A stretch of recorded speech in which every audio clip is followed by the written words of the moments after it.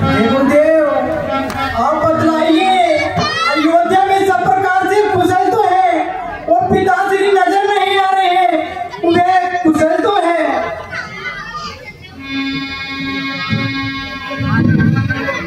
राम देखो, आपके वन आने के पश्चात महाराजा दशरथ को बहुत ही पश्चाताप हुआ। वो इतना पश्चाताप हुआ कि वो प्रजा के सामने ये नहीं बता सके कि मैंने राम को निर्दोष को देश निकाला दिया, और इसी गम में वो महलों में ही रहे। और आज के कुछ समय बाद वो सुरपुर को चले गए और आपको याद करते करते उन्होंने प्राण त्याग पिताश्री स्वर्ग से गए। हे गुरुदेव, पिताजी तो धर्मवान और गुणों की खान थे, लगता है हमसे ही भारी अपराध हुआ है। बेटा राम देखो, विधि का विधान जो है वो बिल्कुल अलग ही है। अब आप विधि का विधान इसी से जान लीजिए कि आपको राज्याभिषेक होने वाला था और सुबह ही वनवास हो गया।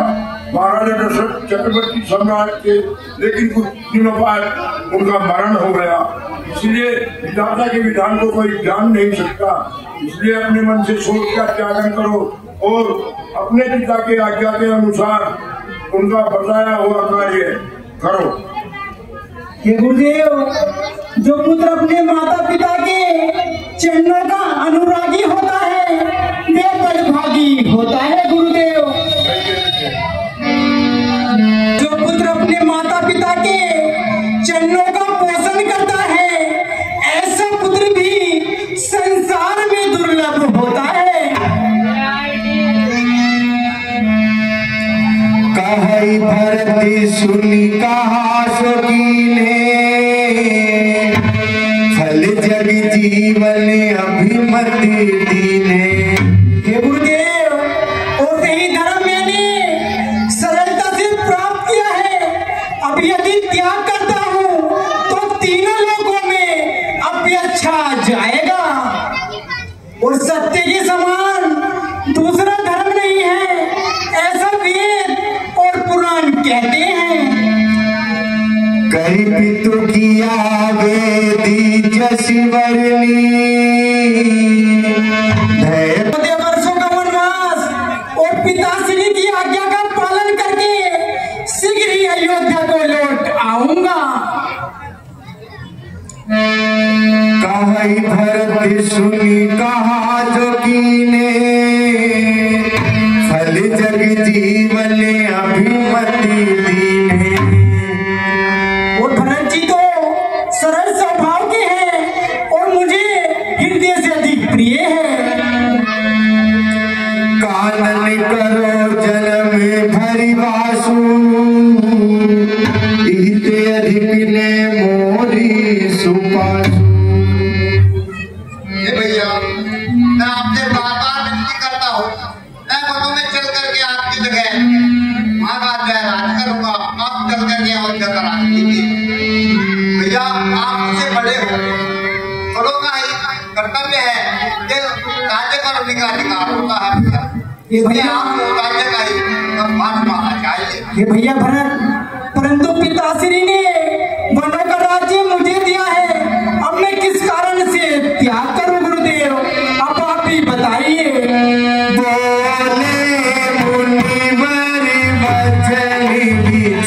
राजनीति संबंधी कुछ वचन अपने मन के अनुसार विचार कर बताता हूँ। सुनहु राम सर्वज्ञ। हे राम, तुम तो सर्वज्ञ गुणवान हो, धर्म और नीति को भली प्रकार से जानते हो और प्रजा पालक भी आप हो। बड़े भाई के होते हुए छोटा ना राज कर सकता है, यदि करता है तो है अधर्म। यह धर्म सारी क्या धर्म करे। हे भाई, क्या क्या देते हो, यह भरा अधर्म करे। ये भैया नहीं, राम कभी धर्म नहीं करेगा भैया।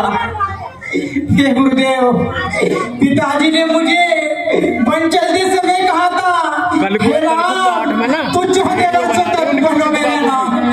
हे गुरुदेव, फिर भी किस कारण से पिताश्री के वचनों का अपमान करूं? बेटा राम देखो, आपकी वाणी सत्य है। आप आपको महाराजा दशरथ ने 14 वर्ष का वनवास दिया है और भरत को राज्याभिषेक दिया है कि सर आप जो है वनों में वास करें, और भरत जी को चाहिए कि वे अयोध्या का राज करें, क्योंकि अकेले महाराजा भरत ने आपको वनवास नहीं दिया। इसमें आपकी माता कैकेयी की भी सलाह थी और उनकी मर्जी से ही आपको वनवास दिया गया है और उनकी इच्छा पर ही भरत को राज्याभिषेक दिया गया है। इसलिए मेरी सम्मति तो यही है कि महाराजा दशरथ के और कैकेयी के जो वचन है वे पूर्ण होने चाहिए। ये गुरुदेव, जो अपने माता पिता की आगे सिरोधारी करता है वे ही जन्म का लाभ पाते हैं।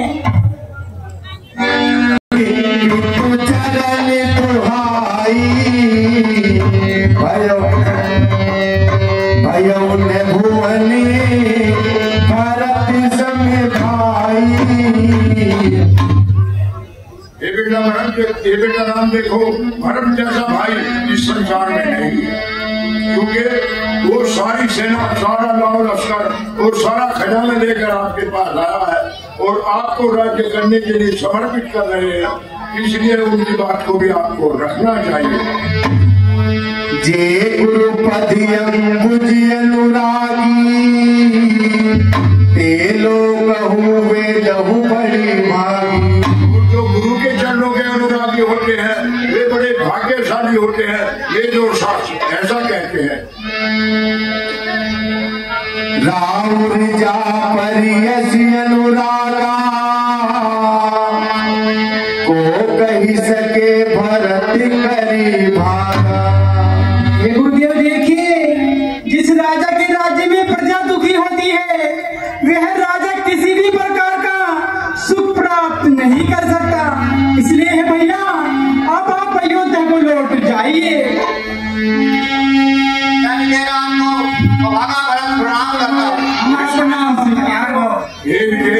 आप सही समय पर पधारे हैं, आइए आसन ग्रहण कीजिए।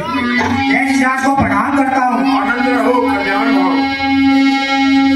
तब मुनि बोले भरत सनी, सभी संकोच तजिता,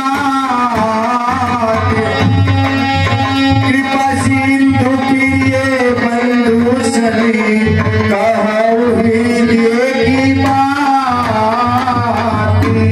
बेटा भरत देखो, आपको कृपा सिंधु भगवान श्री राम की बात माननी चाहिए।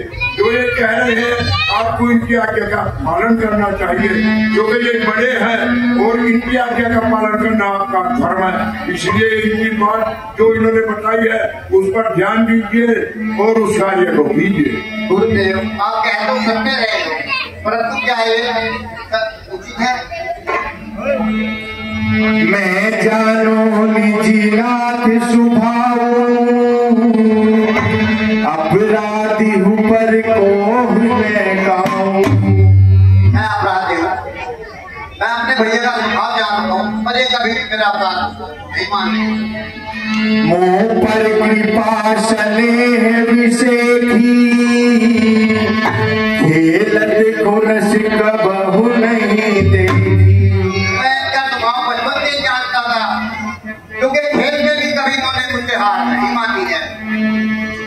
शिशुपन ते परिहर उन, और इन्होंने कभी भी बचपन में खेल में मुझे हाथ हरा करके क्षण भर भी मुझे कोई दुख नहीं दिया है। अब आप ही बताइए, मैं राज्य करूँ क्या उनके पास बोलो?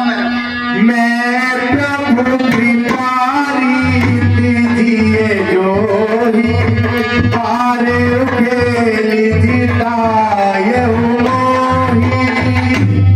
वनों में ऋषियों से मिलन होगा जिसमें सब प्रकार से मेरा हित होगा, यही पिताजी की आज्ञा थी।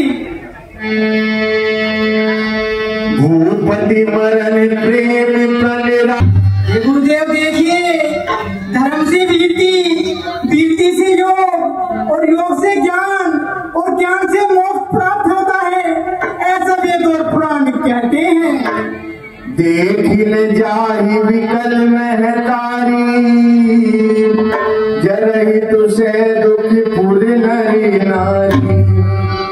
देखिए राम जी, आप आपकी जो बेचारी है ये तीनों बहुत दुखी है और वो मुझसे देखी नहीं जाती, इसलिए मैं यही विनती करता हूँ कि आप जो है जो उचित समझे जो अपने मुख से आप वही वर्णन कीजिए।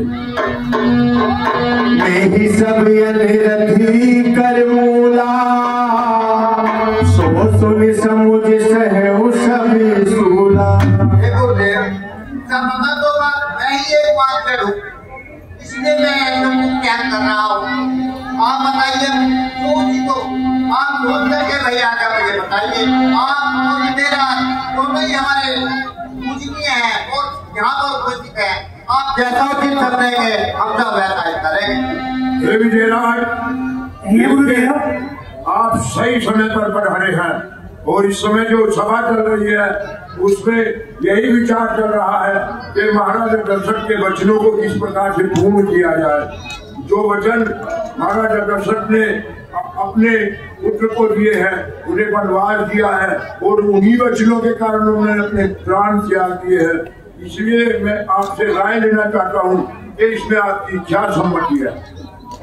गुरुदेव, इस सभा में मुझसे बड़ा एक से एक बुद्धिमान है, फिर भी अगर आप मुझसे कुछ पूछते हैं तो मैं भगवान शंकर का अनन्य भक्त होने के नाते मेरे को यह विचार विमर्श है कि राम जी अपनी चरण पादुका भरत जी को दे दे और 14 वर्षों तक अयोध्या का राज्य करें और जब राम जी वापिस आ जाए तो वह उन्हें अपना राज्य वापस दे दें। बहुत अच्छा विचार आपने रखा है, अति सुंदर है। मेरी राय में भी ऐसा ही करना चाहिए कि भरत जी जो राज करे वो राम के प्रतिनिधि के रूप में करे और प्रतिनिधि बनकर ही वे अयोध्या का राज चलाए। राजा तो राम ही होंगे लेकिन प्रतिनिधि राजा भरत होंगे, इसलिए भरत जी राज का कार्य राम जी के प्रतिनिधि के रूप में करें और पूरी अयोध्या में ऐसा राज करे कि प्रजा सुखी रहे।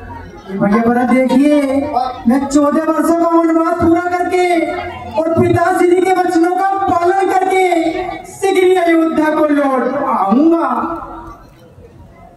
भैया इसमें मेरी भी एक छोटी सी विनती है, आप उसे मेरी विनती समझिए, सब समझिए या कोई भी बात समझिए। मैं ये आपसे निवेदन कर रहा हूँ, यदि 14 वर्ष की अवधि के उपरांत आप हाथों में एक दिन भी रहे तो भैया आप ऐसे कटु वचन क्यों बोल रहे हो? मैं पिताश्री के वचनों का पालन कर तुरंत ही लौट आऊंगा। मेरी ले जा चरण खड़ाओ के भैया लौट अवध घर जा। मेरी ले जा चरण खड़ाओ के भैया लौट अवध घर जा।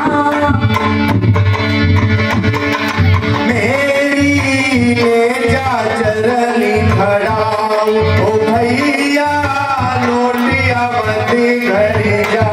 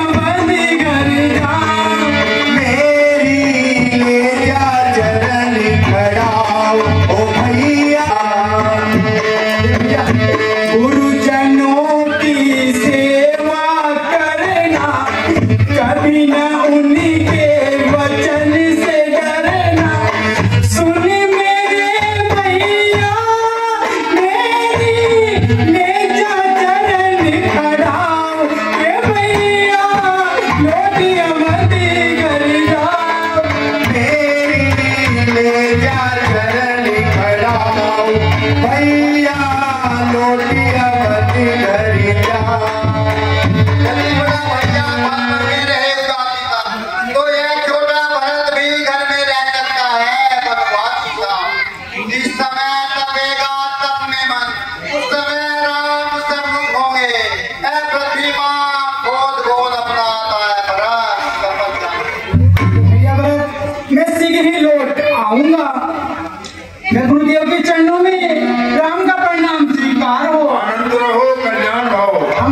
जी को प्रणाम करते हैं। देखिए अब आपके सामने जयंता की लीला होगी।